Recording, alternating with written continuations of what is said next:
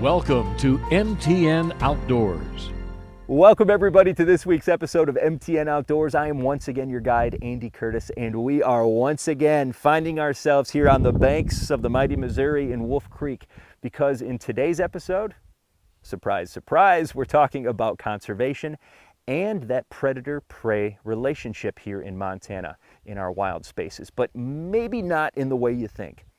For example, we'll have a story coming up here today from Jefferson County about this natural predator to a plant that is now helping us humans control the noxious weed population. And speaking of populations, we'll take a float down the Big Hole River to see how anglers there are trying to solve the big issue of declining fish populations. But first, before we hit those stories, we're going to start in a spot just like this here on the other side of the bridge and see how anglers and non-anglers here in Montana are helping to pay for and maintain highly used spots like this all across the state. MTN's Chet Lehman starts things out for us.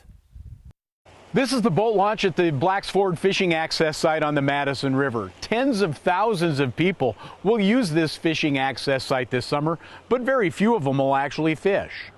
Montana's licensed hunters and anglers have paid for the maintenance and upkeep of this site. That is until this past legislative session. The Montana legislature passed a bill that will now require anyone using certain types of state properties to purchase a conservation license. Those lands include fishing access sites like this one, wildlife management areas, and state trust lands managed by the Department of Natural Resource and Conservation. So those three lands, if folks plan on visiting these areas, using them for recreation, starting July 1st, they'll be required to purchase a conservation license to be able to access those lands. If you hunt or fish, you already have a conservation license. If you don't, you'll need to spend $8 and get one. $10 if you're not a Montana resident. It'll be good from March 1st until the end of February next year. We see hundreds of thousands of people visiting our sites here in southwest Montana who don't necessarily fish or purchase a fishing license, and so really this is an opportunity for them to participate in the upkeep and the maintenance and the upgrades that happen at these sites, so that we can all continue to enjoy them.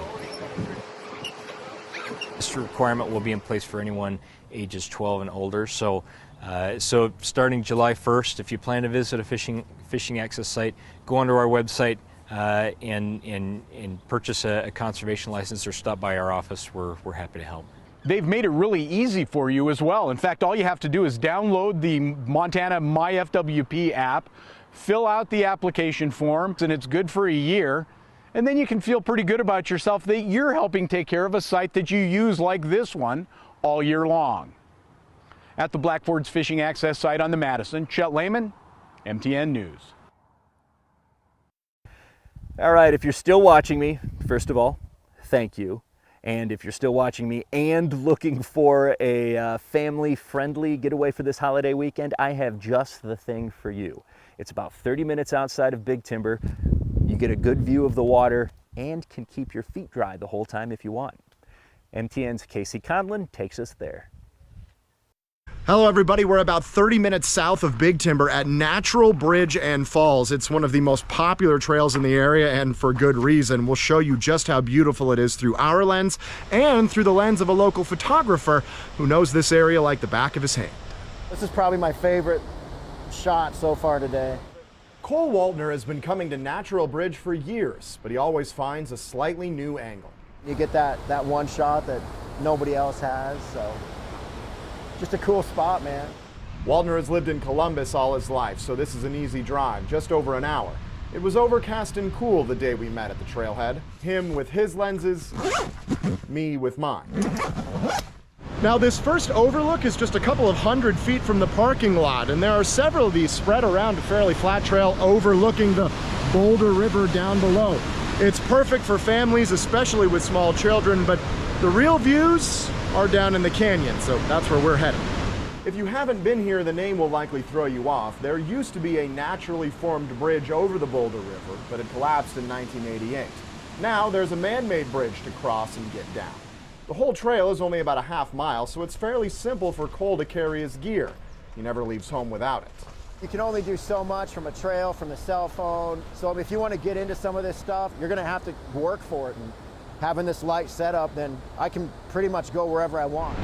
It's not too difficult of a hike to make it down here to the canyon bottom, and the payoff is incredible. As you can see, this water streaming through this cave right here.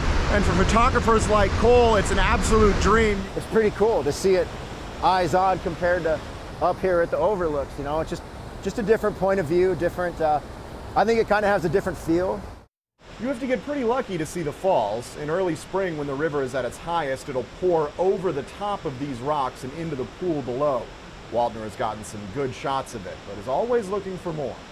Like, hey, do you have this photo? If I don't, if I can come do it, I mean, why not come out here and do it? Yeah. I might not get it, but at least I'm not at home on the couch, right? Waldner's day job, and sometimes night job, is as a corporal in the Stillwater County Sheriff's Department. So every chance he gets, you'll find him in places like this. Everybody's like, I'm here to disconnect, and I think you can't be more wrong saying disconnect. We're out here to reconnect. The best place to do that is often on the trail. At Natural Bridge and Falls, Casey Conlon, MTN News.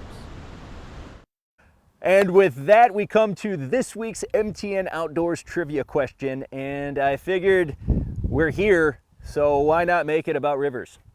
Here we go, put that thinking cap on.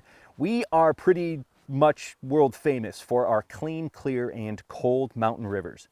But do you know how many miles of rivers we actually have? Huh? Yeah, this is a pretty good bar trivia style question this week that you can impress your family and friends with over the holiday weekend if you choose and you get it right. So pay attention, because do we have 170,000 miles of rivers in Montana? B, 180,000 miles of rivers? Or C, 150,000 miles of rivers? And I'm telling you, if you can get this one right, or at least remember the question and answer, you're gonna look pretty smart at that 4th of July barbecue this weekend. We'll have that answer when we come back. We now return to MTN Outdoors. Hey, welcome back everybody to this week's episode of MTN Outdoors. Thanks for sticking around with me. And just before the break, I asked you today's MTN Outdoors trivia question. And in case you missed it, here it is one more time.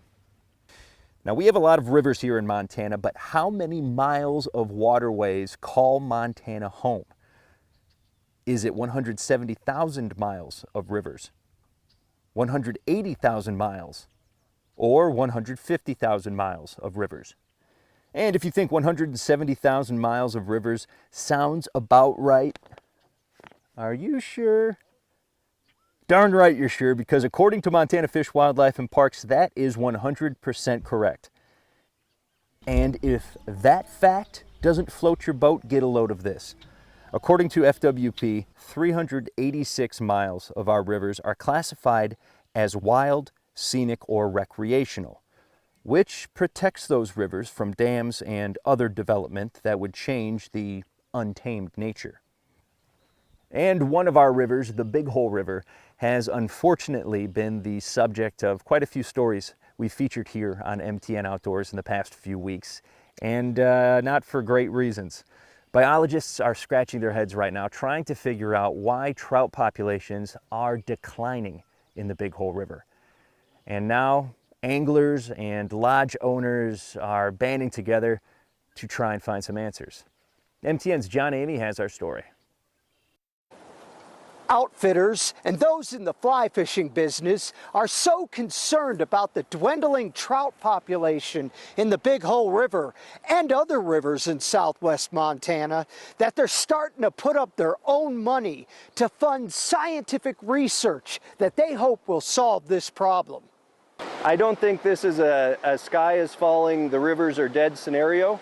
This is a call to action now so that we preserve the integrity of these rivers for the future.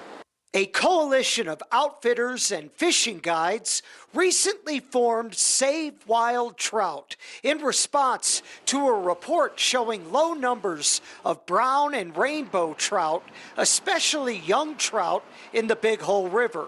The group is raising money to pay for a pathologist to conduct an independent study of fish in the Big Hole, Ruby, and Beaverhead rivers.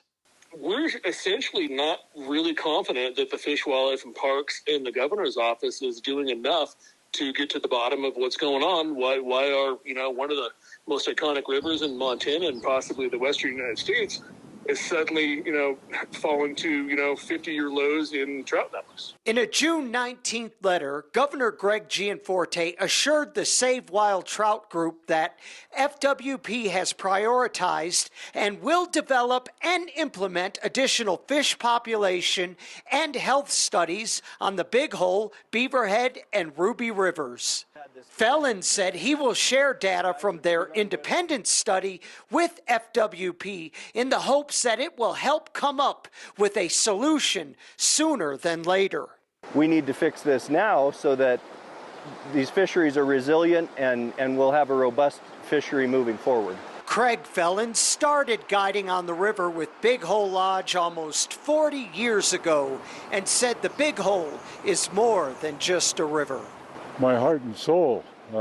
It's one of the most beautiful rivers in the world, and there's more to fly fishing than catching a bunch of trout. Just to float down this river rejuvenates the soul.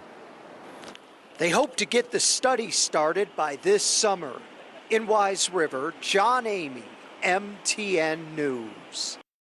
All right, if you ask these guys fly fishing the Missouri here, they might have a different answer for you. But in my professional opinion, Jaws is the greatest fishing movie of all time. It was the first summer blockbuster, has just as memorable of a soundtrack, and is based on a best-selling book. But as MTN's Tanner Saul is about to show us in this next story, it's not all positive surrounding what is my favorite film, because both the book and the movie could be responsible for a decline in shark populations.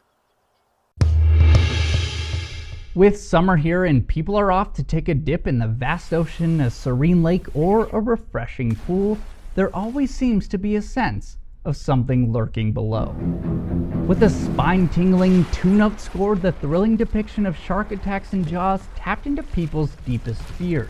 The question of whether it's actually based on real-life events is quite complex. Jaws is based on Peter Benchley's novel of the same name. Benchley had an enduring fascination with sharks. He credited the inception of his novel to a captivating incident he stumbled upon in 1964. It involved the capture of a great white shark by legendary fisherman Frank Mundus. But there's another narrative. In the summer of 1916, the shores of Jersey were shaken by a series of shocking and unprecedented events. Charles Manson, a young man from Philadelphia, was swimming just off the coast when he suddenly screamed for help. People on the beach who heard his screams thought he was joking. But then this became the first recorded fatal shark attack in U.S. history. In a 12-day span, the shark struck again and again, claiming more lives. In total, 5 people were attacked and 4 were killed. The events in New Jersey were very real, and to this day, many claim this was the true inspiration of Jaws. The author says this wasn't the case though. The rumor likely gained traction when a 2001 New York Times article suggested the 1916 shark attacks inspired Jaws. A correction was published a few days later after Benchley clarified this was a false statement. The impact of Jaws went beyond the silver screen and had real-world consequences that are as awe-inspiring as they are sobering. Since the release of Jaws in 1975, the world has witnessed a staggering decline of 71% of shark and ray populations. Around 100 million sharks are killed each year. This depletion puts a whopping 75% of shark species at risk of extinction. While Jaws may have initially demonized sharks, this fictional thriller would go on to inspire real-life research and conservation efforts. It became a catalyst for change.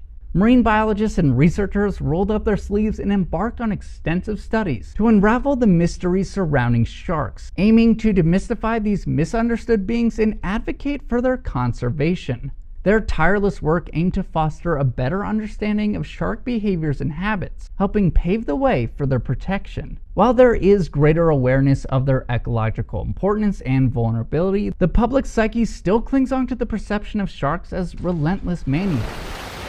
And this fear is something Academy Award-winning filmmaker Steven Spielberg regrets. In a BBC interview, Spielberg candidly shared how the portrayal of great white sharks in his film contributed to the decline in shark populations. Peter Benchley also publicly expressed his remorse for the unintended consequences his book had on sharks. But he didn't stop there. Benchley transformed himself into a dedicated conservationist, passionately advocating for the protection of sharks. The legacy of Jaws is a reminder of the power of storytelling and our capacity to evolve.